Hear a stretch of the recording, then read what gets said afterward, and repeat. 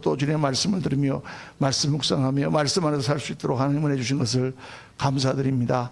아버지 하나님, 오늘 저녁에는 특별히 저희를 산상복음 가운데 주님께서 하신 말씀을 저희를 묵상하는데 정말 깊고 정말 오묘한 하나님의 말씀을 묵상하며 오늘 우리의 삶에서 어떻게 제자의 삶을 온전히 살아갈 것인가, 참으로 주님께서 가르쳐주신 그 말씀의 뜻이 무엇인가를 깊이 깨닫고 성령께서 인도하시고 성령께서 가르쳐주시는 대로 정말 올바르고 영광스러운 삶을 살아가는 저희를 다 되도록 하나님 인도하여 주옵소서. 이 저녁 한 시간도 주 성령께서 처음부터 끝까지 온전히 주장하여 주시기를 간절히 빌고 원하올 때 모든 말씀 우리 구주 예수 그리스도 이름으로 기도하옵나이다. 아멘, 아멘, 아멘, 아멘, 아멘. 할렐루야. 오늘은 우리 율법의 확장, 율법의 확장, 율법의 확장이라는 것은 산상복음에서 우리 주님께서 8가지의 복을 말씀하시고 난 뒤에 그 다음에 율법에 대해서 말씀하셨습니다. 그 율법을 말씀하시면서 너희는 세상의 소금이요 너희는 세상의 빛이라. 소금이 그 맛을 잃으면 무엇으로 짜게 하리요 다만 길에 버리어 사람들에게 밟힐 뿐이라. 우리는 세상의 빛이 되고 세상의 소금이 되는 그런 사람들이다 라는 것을 말씀을 하시고, 지금까지 너희가 배웠던 율법은 하나님께서 너희들을 초등학생처럼 일단 모양만 하나님의 의의를 드러내신 것에 불과한데, 그것은 겉모양으로만 속마음으로 없고 겉으로만 지켜서 그 율법을 지켜지는 것이 아니라 그 하나님의 뜻대로 너희가 변화되는 것이다. 인격적인 변화, 하나님의 뜻대로 그 의의대로 너희가 맞춰지는 것이다. 이렇게 주님 말씀하세요. 그래서 율법이 확장되는 것입니다. 너희가 살인하지 말라는 말씀을 들었지만 너희가 형제를 죽이고 싶다 미워하고 그를 욕할 때 이미 그거는 살인한 거나 마찬가지다. 너희가 간음하지 말라는 말을 들었으나 너희 마음속에 이미 간음한 마음만 품어도 이미 너는 욕정의 포로가 된 사람이요 이미 너희 안에 있는 죄성으로 너의 하나님 앞에 너는 죄가 되는 것이다. 그러므로 우리가 정말 내 마음속으로 하나님의 법을 지키고 하나님의 의를 따르는 그런 사람이 되라고 주님 계속 말씀하시는 것입니다. 그래서 간음하지 말라 6계명, 살인하지 말라 7계명, 간음하지 말라, 계속 이어서 오늘 9계명, 거짓 증거하지 말라, 그거에 대해서 지금 말씀하세요. 오늘 말씀 한번 같이 읽어보겠습니다. 한 절씩 교동합니다. 또 옛사람에게 말한 바 헛맹세를 하지 말고 내 맹세한 것을 주께 지키라 하였다는 것을 너희가 들었으나 나는 너에게 이르노니 도무지 맹세하지 말지니 하늘로도 하지 말라 이는 하나님의 보좌임이요 땅으로도 하지 말라 이는 하나님의 발등상임이요 예루살렘으로도 하지 말라 이는 큰 임금의 성임이요 내 머리로도 하지 말라 이는 내가 한토록도 희게 검게 할 수 없습니다. 37절 하시겠습니다. 오직 너희 말은 옳다 옳다 아니다 아니다 하라. 이에서 지나는 것은 악으로부터 나느니라. 악으로부터 나느니라. 맹세하는 것에 대해서 말씀하십니다. 맹세라는 건 뭡니까? 맹세라는 것은 자신의 약속에 틀림없다고 하는 것을 믿게 하는 방법이죠. 내가 이렇게 말했는데 내가 거짓말하는 거 아니야. 내 진짜야. 내가 하나님께 맹세. 또 뭐 자기 아버지 이름 걸고 맹세. 그 당시 사람들은 뭐 성전을 두고 맹세, 하늘을 두고 맹세, 뭐 땅을 두고 맹세, 이런 식으로 맹세를 했단 말이죠.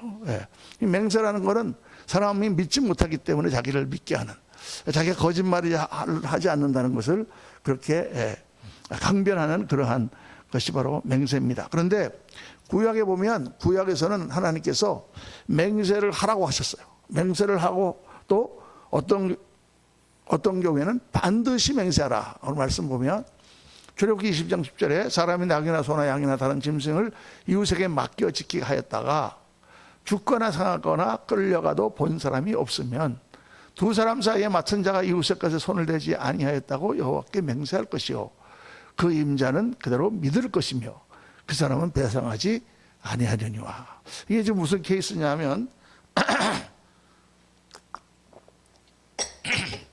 내가 친구한테 소를 맡기고 갔단 말입니다.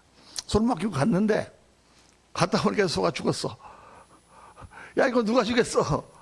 맡아준 것도 고마운데 이 소가 죽어버렸어. 그러니까 이거를 무슨 CCTV가 있는 것도 아니고 누가 본 사람이 있는 것도 아니고, 그러니까 아무도 본 사람이 없어요. 근데 소가 죽어 있단 말이에요. 아니면 소가 끌려갔어. 어디로 가버렸어. 도둑을 맞았어. 남의 거를 맡았는데. 자, 그런 경우에 이 친구가 어떻게 할 것입니까?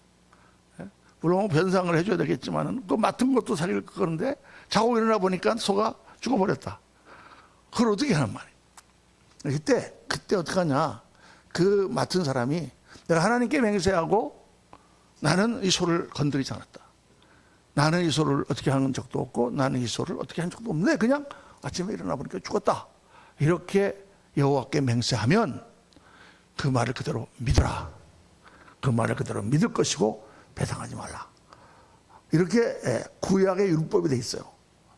그러니까 그러면 그냥 어떻게 쓱싹하고 하나님께 맹세하는데 나 안 했어. 그러면 끝인가? 이렇게 우리는 생각하기 쉽잖아요. 그런데 이제 구약의 율법에서 맹세에 대해서 말씀하는 그 대부분의 내용은 하나님께 맹세하는 것은 지금 하나님께서 보고 계신다고 하는 확고한 믿음이 그들 가운데 있었던 것입니다. 그러니까 하나님께 맹세하는 것은 내가 만약 거짓말이면 죽어도 안 하는 그런 사람들의 마음이 다 그렇게 되어 있었다는 거예요. 그래서 구계명에 보면은 내 이웃에 대하여 거짓 증거하지 말라 이 말씀이 나오잖아요. 거짓 증거하지 말라, 거짓말하지 말라. 그 왜? 하나님이 듣고 계시기 때문에. 하나님이 듣고 계시기 때문에. 그러니까 하나님 앞에서 거짓말하지 말라라는 그런 뜻이잖아요. 그렇죠? 구약에 보면 하나님에 대하여 맹세하거나 이렇게 할 때 그것은 만약에 내가 거짓 맹세를 했다 그럴 때 나는 어마어마한 벌을 저주를 하나님께로부터 받는다는 그런 두려움이 사람들에게 다 있었어요. 그리고 우리가 어떤 일을 하나님께 묻고 그 일을 하면 반드시 하나님께서 함께 하시기 때문에 우리를 바르게 인도해 주신다는 믿음이 확고하게 있었습니다. 그 구약의 백성들은 그랬다고 말이죠. 물론 나중에 이 사람들이 타락할 때는 하나님께 맹세하고 그런 것들을 아무렇게도 여기지 않았지만은 정말 우리가 하나님 앞에서 그런다면 무서운 거잖아요. 그렇죠? 구약에 보면 제비뽑기가 나옵니다. 제비뽑기가 나오면 어떤 사람을 뽑을 때 그 사람을 제비 뽑아요. 또 어떤 우리 가운데 어떤 사람이 죄를 졌다 그러면 하나님께 묻고 제비를 뽑습니다. 이게 둘 나눠 가지고 빨간 거 하얀 거 해가지고 이게 딱 하면 또 그 중에서 또 나눠 갖고 이렇게 하다 보면은 딱 하나님께서 그 사람을 곤란하게 해주세요. 그게 구약에 나오는 방법입니다. 그래서 이제 신약 시대에도 우리 어떤 교단에서는 총회장 투표 같은 걸 하는데 하도 막 돈 봉투가 날아다니고 막 이렇게 파당이 지어지고 그러니까 그러지 말고 우리가 몇 분을 이렇게 뽑아가지고 제비뽑기를 하자. 그래서 이제 제비뽑기를 했어요. 실제로 했습니다. 지금 하고 있는 교단도 있어야지. 그렇게 해서 제비를 뽑았는데 그러고 나니까 문제가 하나 생겼습니다. 그건 뭐냐면 그렇게 제비를 뽑힌 총회장에 대해서 아무도 존경하지 않는 거예요. 아무도 따르려고 하지 않는 거예요, 사람들이. 뭐 제비 뽑도 우리도 이게 대통령 할 때 2명 갖다 놓고 제비 뽑아갖고 그냥 한다 그러면 굉장히 아주 선거에 대해서 이러쿵저러쿵 돈도 안 들고 좋을 것 같은데 사람들이 존경하지 않는 거예요. 왜 그러냐? 지금 시대는 그렇게 하나님이 그 모든 것을 주관하신다는 믿음이 없다 그 말이죠. 목사님들도 없다 그 말입니다. 제비를 뽑아도 그게 우연이 된 거지 하나님 뽑아주셔서 이렇게 생각하니까 존경 안 하는 거죠. 근데 구약 시대에는 모든 사람이 저 방법으로 하면 하나님께서 모든 걸 주관하시기 때문에 반드시 저분을 뽑는다. 이랬기 때문에 그 사람은 사람이 투표를 해서 뽑은 사람보다 더 권위가 있는 거예요. 믿음의 공동체이기 때문에. 여러분 이게 굉장히 중요합니다. 그래서 우리가 구약에 있는 방법이나 이런 걸 함부로 쓰지 않는 것은 우리가 그렇게 믿음이 도달하지 않기 때문에 그렇게 하는 것이 오히려 우리를 더 시험에 빠뜨릴 수 있기 때문입니다. 오히려 그게 세상 사람들은 무슨 뽑기를 하는 것 같은 그런 도박성 같은 그런 느낌을 갖기도 하고 그렇기 때문에 오히려 그게 더 지금은 안 좋은 방법인 거죠. 지금은 어떻게 하느냐? 지금은 하나님의 뜻 가운데 사람들의 마음을 모아서 이렇게 투표하는 것이 지금 하나님이 하시는 방법이에요. 민주주의를 하는 거 아닙니까? 그런데 그것도 한계가 있는 거죠. 한계가 있습니다. 학생들 모아놓고 오늘 수학 공부를 할까 영어 공부를 할까 투표해가지고 공부하고 이렇게 하지 않잖아요. 그렇죠? 학생들은 가르치는 거니까 선생님 마음대로 하는 거죠. 그러니까 한계가 있지만은 그러나 어느 정도 나이가 들고 전체적인 게 있으면은 거기서 우리가 투표를 하자 이런 방법을 쓰기 때문에 그렇게 하는 것입니다. 교회에서 그게 좋으냐 안 좋으냐 그거는 여러 가지 논란이 많습니다. 저는 해보니까 별로 안 좋아요. 그냥 우리 뜻을 다 모아가지고 몇 분이 그러더라도 그냥 만장일주를 합시다. 이게 좋지. 교회에서 투표해가지고 선거하고 떨어지고 반대하고 이렇게 해가지고 표를 세고 이러는 거는 전혀 제가 35년 목회를 해본 경험에 하면 좋지 않습니다.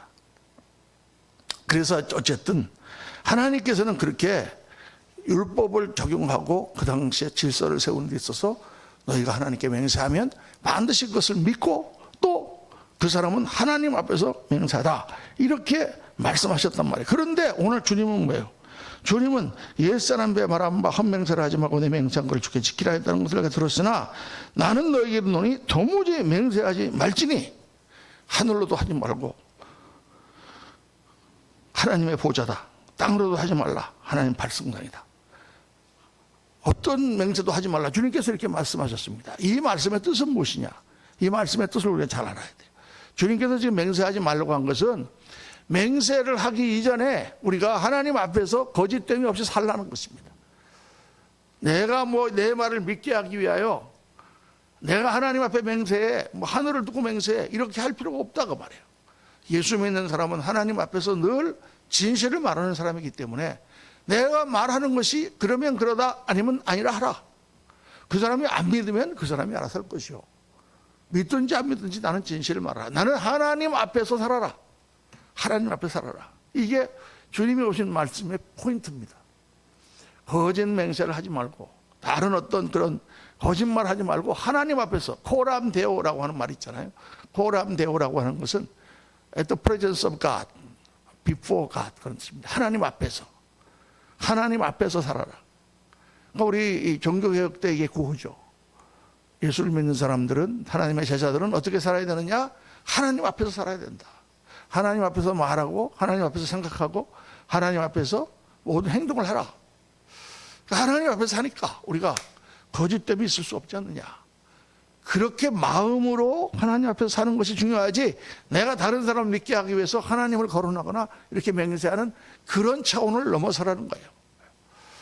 내가 말하면 나는 하나님의 사람이요, 하나님 앞에서 말함으로 당연히 그 사람 믿어야죠. 믿지 않으면 할 수 없는 것입니다. 그렇게 주님께서 말씀하신 거예요. 그래서 그 당시 사람들은 특별히 사람들 앞에서 아무 것이나 대고 함부로 맹세했습니다. 성경에도 그런 예가 많이 나오지 않습니까? 그런 것에 대해서 예수님이 너희들이 맹세하는 것들에 대해서 너희가 무슨 책임을 질 수 있느냐?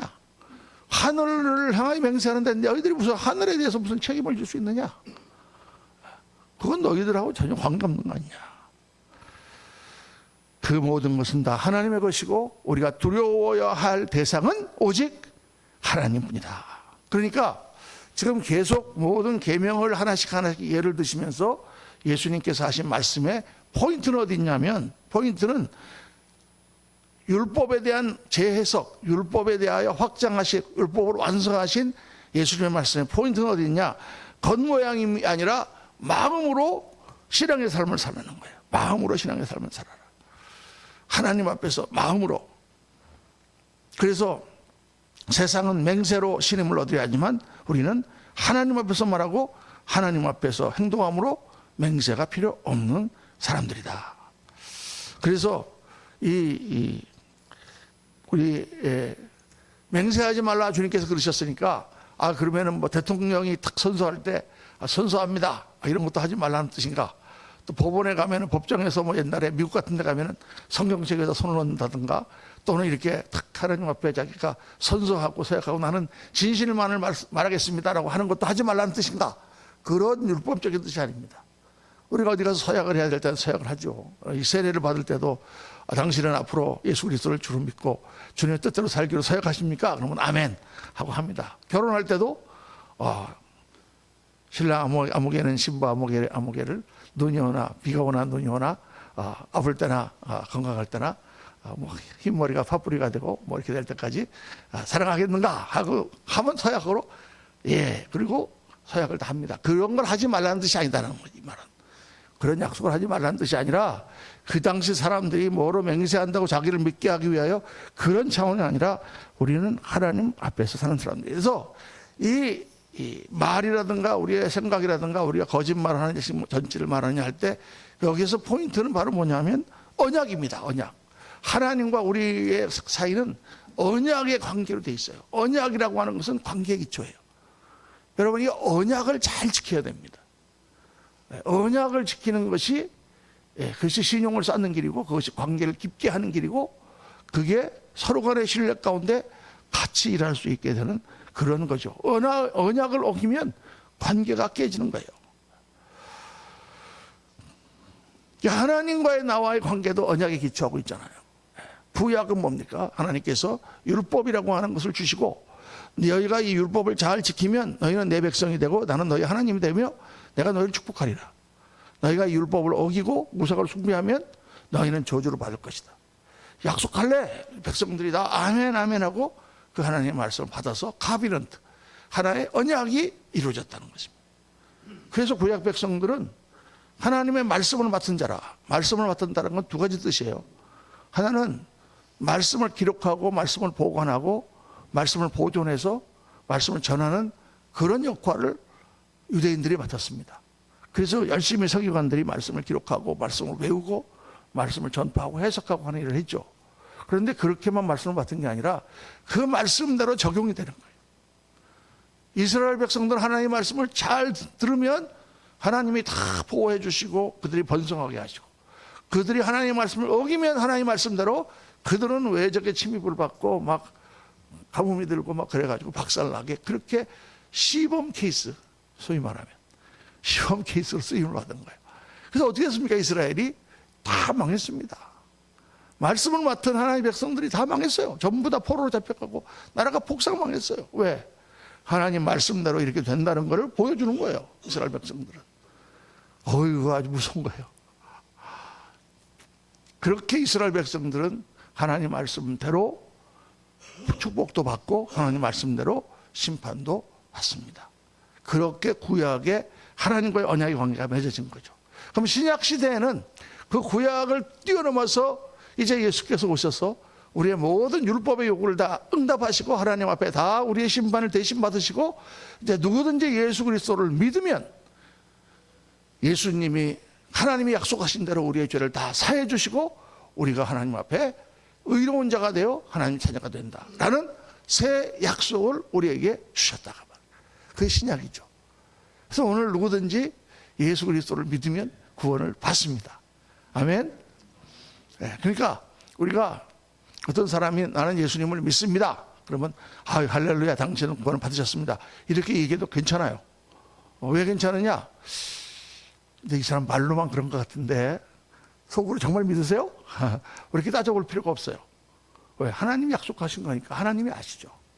하나님이 그거는 상관하시는 거지. 우리가 그 사람 믿음을 재가지고 뭐 믿습니까? 몇 그램 믿습니까? 저기는 1kg 좀 있는데 당신 내가 보니까 100g밖에 안 돼. 이렇게 우리가 따질 필요가 없단 말이에요. 성경에 보면은 참 여러 가지 말씀 나옵니다. 허탄한 사람아 행함이 없는 믿음은 헛것인 줄 알고자 하느냐. 영혼이 없는 사람 육체가 죽은 것처럼 행함이 없는 믿음은 죽은 것이니라. 이렇게 말씀합니다. 그러니까 얼마나 믿음이라는 것 자체가 하나님과 나와의 관계 가운데서 중요한 역할을 하는지를 말씀을 하시는데 그런데 누구든지 주의 이름을 부르는 자마다 구원을 얻으리라 그러셨기 때문에 우리가 그 깊이를 알 수는 없어요. 밖에 저 소리가 커서 나도 더 크게 소리를 내는 겁니다. 어쩔 수 없어.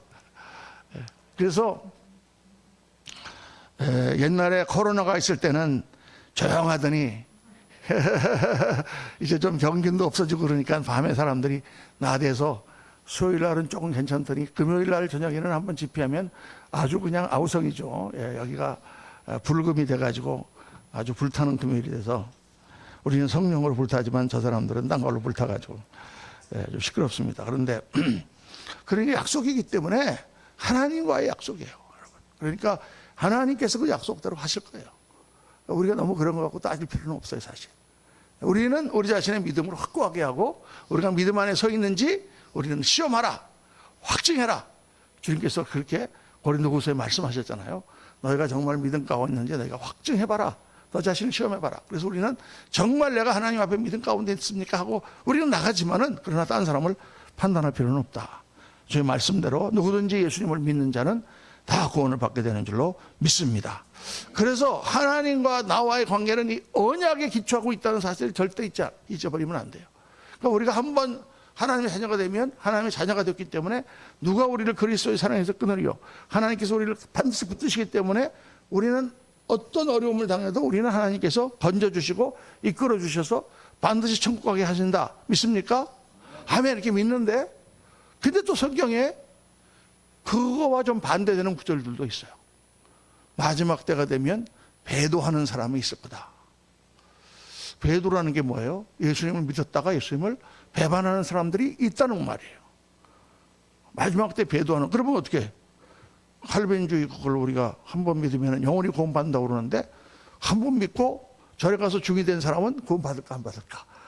그거는 배도에 속하는 걸까 안 되는 걸까? 말로 하나님을 거역하는 자는 용서를 받겠지만 성령을 거역하는 자는 이 생에서도 내 생에서도 용서받지 못한다. 도대체 성령을 거역하는 자가 뭘까? 우리가 이제 이런 식으로 막 신학적으로 연구를 하는데, 여러분, 우리가 한번 믿으면 어떤 어려움이 있어도 하나님께서 우리를 천국으로 이끌어간다는 것을 우리는 믿습니다. 아멘입니까? 그러나 그렇다고 해서 예수님을 배반하고 배도해서는 안 돼요. 이 약을 먹으면은 어떤 독을 마셔도 괜찮습니다. 이것만 먹으면은 당신 다 이길 수 있습니다 하고 약을 받았다고 할지라도, 그렇다고 막 가갖고 독을 막 주워 먹고 다니면 안 돼. 어떻게 될지 알아요? 그러니까 우리가 이 하나님의 약속, 하나님이 우리를 이끄신다고 하는 확신은 있지만, 그렇다고 해서 예수님을 배반하는 것은 뭐예요? 언약이 깨어지는 거예요. 언약이 깨어진 때 관계가 어떻게 되는지는 아무도 몰라요. 그렇게 하면 안 돼요, 여러분. 절대 그렇게 하시면 안 돼요. 예수님을 내가 믿었다가 예수님을 나는 이제 믿지 않아, 그렇게 얘기하면 안 돼요. 그렇게 얘기하는데도 그 사람은 아니야, 옛날에 한번 믿는다고 그랬으니까 지금도 구원을 받을 거야, 이렇게 우리는 말할 수가 없어요. 언약이기 때문에. 언약은 깨어지면 안 되는 것입니다.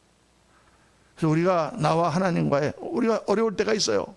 하나님 왜 이렇게 하시나?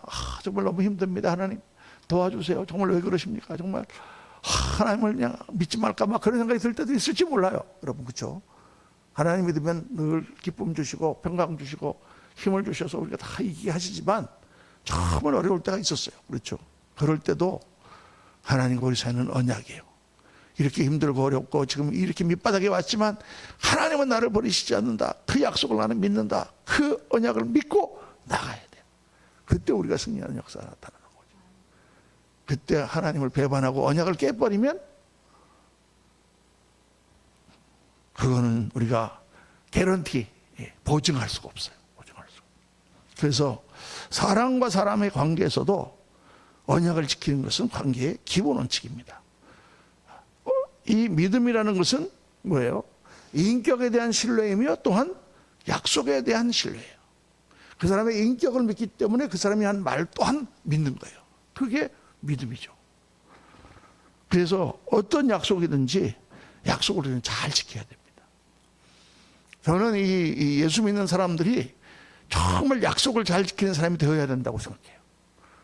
이게 약속을 잘 안 지키고 그냥 시간 약속 같은 것도 지켰다가 그냥, 물론 실수할 수 있죠. 우리가 뭐 이게 몇 시까지 나가겠습니다 했는데 깜빡 잊어버렸어. 깜빡하게 잊어버렸어. 그래가지고 아이고 내가 잊어버렸습니다, 이렇게 할 수 있죠. 그건 실수예요. 그거는요. 그러니까 이제 사과하고 뭐 하여간 뭐 잘못했다고 빌고 뭐 이렇게 하면 되는 거지만은, 그냥 뭐 되는데도 그냥 자기가 아무 말도 안 하고 약속을 어긴다거나, 무슨 뭐 이렇게 돈을 빌렸는데 그냥 안 갚는다거나, 그런 거를 하는 것은 절대 좋지 않습니다. 그리스도인으로서 하나님 앞에 하는 것이 아니에요. 약속을 지킬 수 없는 약속은 하지 말고 지킬 수 있는 것만 약속을 하되, 약속을 했으면 반드시 지켜야 돼요. 그렇게 우리가 훈련을 받고 그렇게 해야 됩니다. 하나님과의 약속을 잘 지키면 하나님이 신뢰하세요. 여러분, 우리가 이제 다니엘 특별 새벽 기도회 같은 거 했잖아요. 다니엘 특별 새벽 기도 했는데 내가 21일 동안 하나님 다 이렇게 하겠습니다 하고 하나님 앞에 정말 최선을 다해서 하는데, 뭐 하다가 아침에 야, 알람이 안 일어나서 못 일어나서 어쩔 수 없지. 그렇지만 그 약속을 지키는 자세를 하나님은 보세요. 그래서 그렇게 잘 지키는 사람을 하나님은 쓰십니다. 저는 예수님을 딱 믿고 나서 하나님과 약속을 정말 잘 지켜보려고 노력을 많이 했어요. 물론 실수할 때도 많았죠. 그런데 한번 결심하고 정말 한번 지켜보자. 처음에는 막 금식하는데 하루도 금식 못 하겠더라. 배가 고파가지고. 그래가지고 나중에 금요일 하루를 금식하는데, 고난 금요일. 너무 그냥 성찬식을 저녁 때 8시에 우리 교회에서 했는데, 가니까 그냥 그 떡을 요만큼 빵을 주잖아요. 하루 종일 너무 배가 고파가지고 그냥. 이상하게 금식하는 날은 왜 아침부터 배가 고픈지 몰라. 딴 데는 아침 안 먹어도 그냥 점심 때까지 그럭저럭 지내는데, 그 전날 그냥 그 다음날 금식갈 거라고 잔뜩 먹어놨거든요. 근데 아침 9시부터 배가 고픈 거야. 근데 12시쯤 되니까 식은땀이 나기 시작하는 거야. 공부도 안 돼, 뭐 아무것도 안 돼. 그래서 3시쯤 정말 견딜 수가 없다 그러면서 TV나 보자고 TV를 틀었더니, 저는 미국에서 주중에 그 오후에 그렇게 먹는 선전이 많이 나오는 줄 몰랐습니다. 하여간 무슨 버거킹, 맥도날드에다가 뭐 주부들이 보는 시간이기 때문에 요리하는 거 이런 것만 계속 나오는 거예요. 아유, 텔레비도 못 보겠다 그러면 이제 8시가 되기만 기다려서 이제 8시 교회 가가지고 떡을 주는데 요만하게 잘라놨어. 좀 크게 잘라놓지. 그걸 먹고 이제 오면서 집사람한테, 여보, 내가 12시까지 안 자고 기다리고 있다가 오늘 12시 딱 지나면 밥 먹을 테니까 지금부터 가서 밥 해놔야 돼. 그러니까, 아이고, 그것도 못 쳐.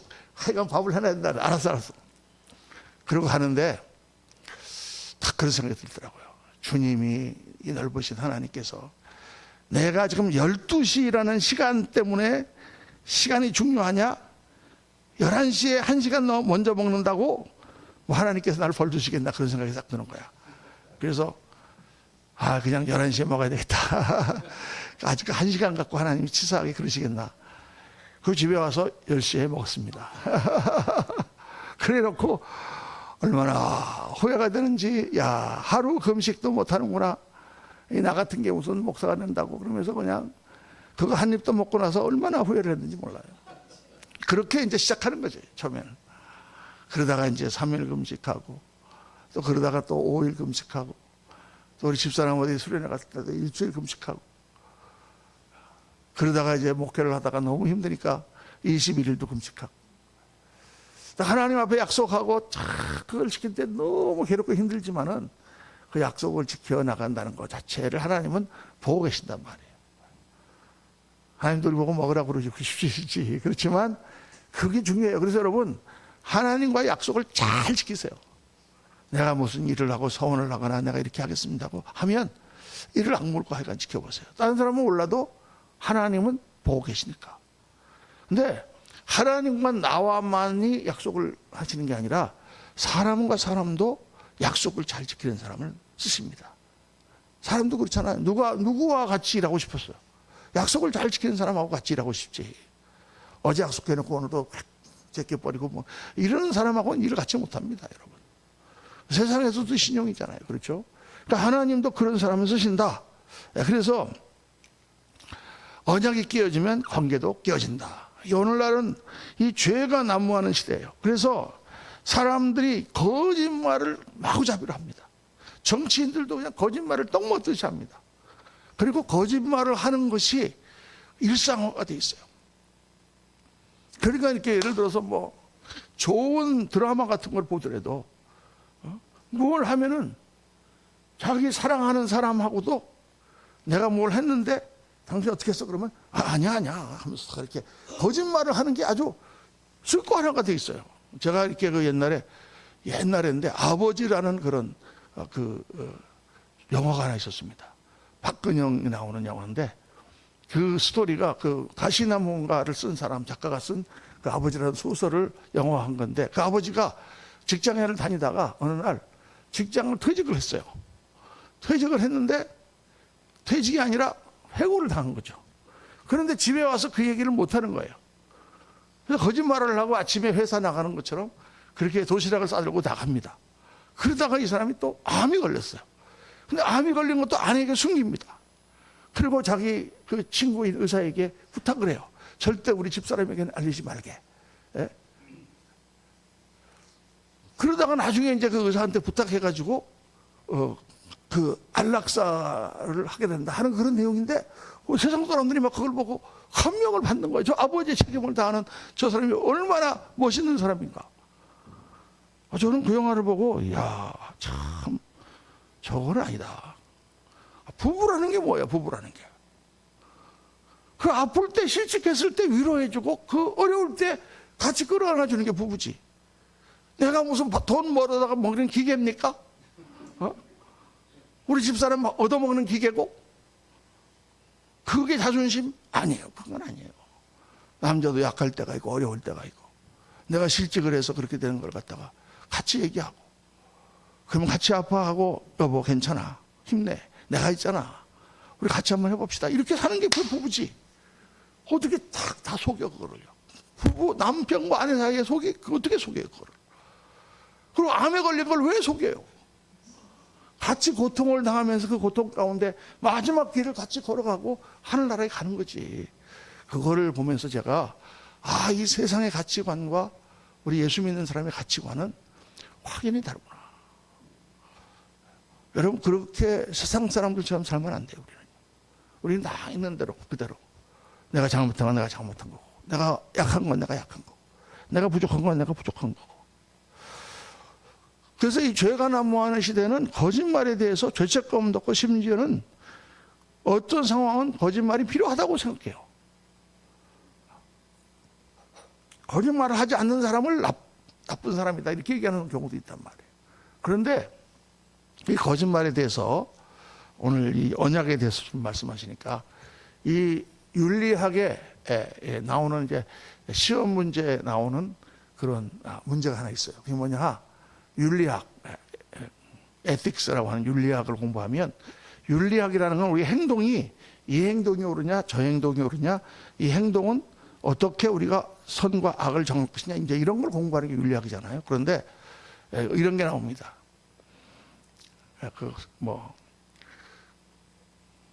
그런 책들이 요즘 많이 나와요. 무엇이 정의인가 뭐 이렇게 해가지고 그래가지고 이제 뭐 있는데 지금 나치가 유대인들을 무고한 유대인을 잡아 죽이려고 막 쫓아가고 있는데 어느 날 유대인이 네덜란드에서 크리스찬 집으로 숨어 들어왔어.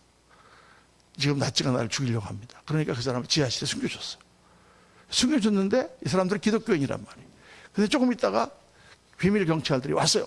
문을 두드리는 거예요. 그래서 문을 여니까 지금 여기 어떤 사람 들어갔습니까? 하고 물었다. 그러면 그 사람이 기독교인인데 거짓말하면 안 되잖아요. 그러면 거짓말을 해도 되느냐? 아니면 사실을 말하고 지금 사람이 지하실에 숨어 있다고 얘기해 줘야 되느냐? 이런 질문이 나오거든요. 예. 여러분 어떻게 생각하십니까?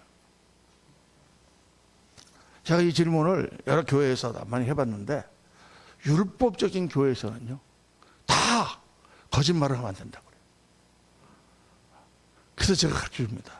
거짓말, 윤리라는 것은요 윤리에는 상대적이에요. 윤리는 더 큰 죄가 있고 덜 큰 죄가 있습니다. 더 큰 선이 있고 덜 큰 선이 있어요.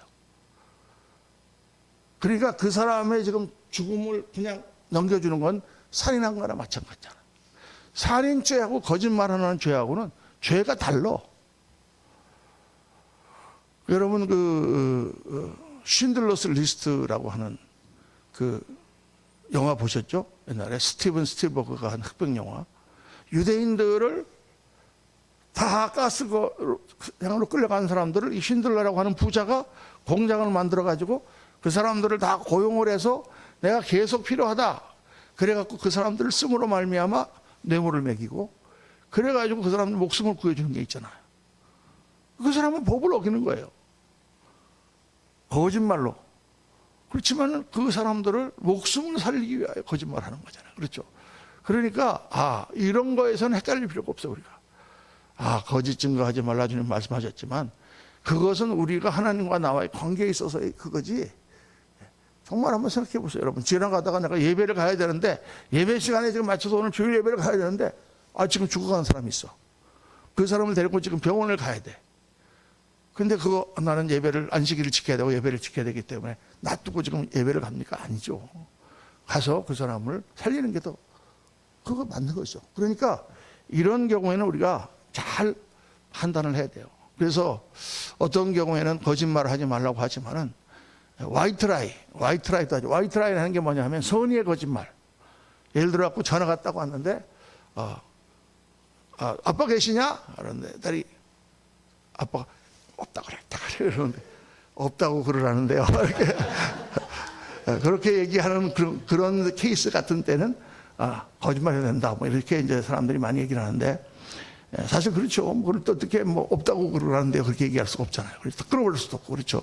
그러니까 이제 그런 경우는 있어야 살다 보면 있는데 이런 윤리적인 면에서는 물론 그렇지만은 그러나 결론적으로 말할 때 참된 제자는 자기의 이익을 위해서 거짓말하면 안 된다. 우리는 진실한 사람이다. 근본적으로 진실한 가운데 사는 사람들이라고 하는 자기 정체성과 그런 그림으로 딱 살아야 된다는 거죠. 맹세할 필요가 없어요, 우리는요. 왜? 우리는 항상 참을 이야기하기 때문에. 그렇게 여러분 되시기를 주의 이름으로 축원합니다. 우리는 하나님 앞에서 말하고 하나님 앞에서 사는 사람들입니다. 하나님 앞에서 믿을 만한 사람이 되는 거죠. 어떤 약속에 대해서도, 어떤 말에 대해서도, 어떤 일에 대해서도 하나님 앞에서 내가 책임지고 내가 져야 될 십자가면 내가 지고 그렇게 하는 사람들이 바로 예수 믿는 사람들이다. 오늘 말씀을 묵상하면서 정말 이 거짓말이 난무하는 이 시대에 예수 믿는 사람들은 정말 바른 말을 하고 살아야 됩니다. 절대 이 말씀을 잘못 생각하셔서 내가 국가 기밀을 가지고 있는데 가서 누가 와서 거기서 딱 물어봤을 때 있는 대로 다 토설하고 그러라는 얘기가 아니죠. 그런 얘기가 아닙니다. 그건 내가 지켜야 되죠. 비밀을 지키는 약속이 있어요. 어떤 사람한테 내가 물어봤을 때 상담을 하는 사람은 그 상담에 대한 비밀을 지켜야 됩니다. 변호사 자기 클라이언트의 비밀을 지켜야 됩니다. 의사 자기 환자들의 비밀을 지켜야 됩니다. 그런데 그 사람이 병 걸렸어요 그러는데 거짓말하면 안 되는데 어떡하나 이렇게 그런 거는 절대 아니죠.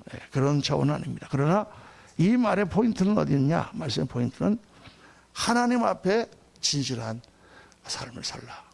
오늘 말씀을 묵상하면서 정말 주님, 우리가 주님 앞에 진실한 종이 되게 도와주옵소서. 우리 한번 같이 기도하는 시간 갖겠습니다. 이 시간 같이 한번 주님 앞에 기도하시면서 하나님, 거짓이 난무하는 시대입니다. 우리도 껄빗하면 거짓말을 하고 작은 일이나 큰 일이나 나의 편의를 위해서 거짓말을 하는 그러한 때가 얼마나 많은지 모릅니다. 하나님, 저희가 정말 주님 앞에서 진실하고 정말 사람들 앞에 신뢰받는 그러한 사람들로 세우실 수 있도록 하나님 도와주시옵소서. 이 시간에 한번 주여 한번 부르시고 통성으로 같이 기도하겠습니다.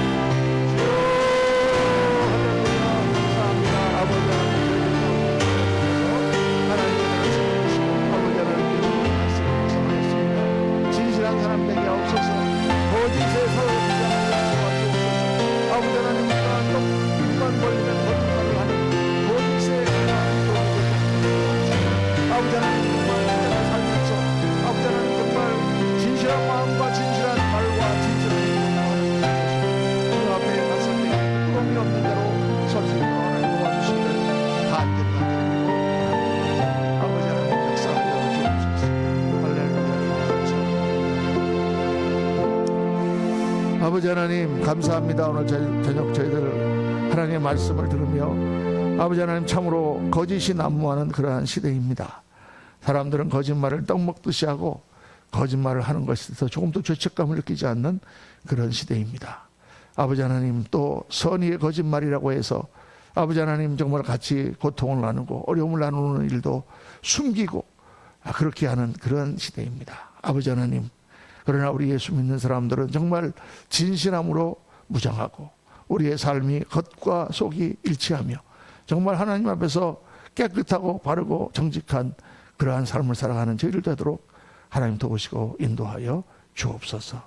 아버지 하나님, 참 율법적으로 그것을 지키는 것이 아니라 하나님 앞에서 양심의 거리낌이 없이 정말 주님 앞에서 온전한 말을 하고 온전한 생각을 하며 온전한 행동을 해나가며 우리의 말과 행동에 책임을 지고 한 약속에 대해서 정말 신뢰성 있도록 그렇게 살아가는 믿음의 사람들이 다 되도록 하나님 붙드시고 인도하여 주옵소서.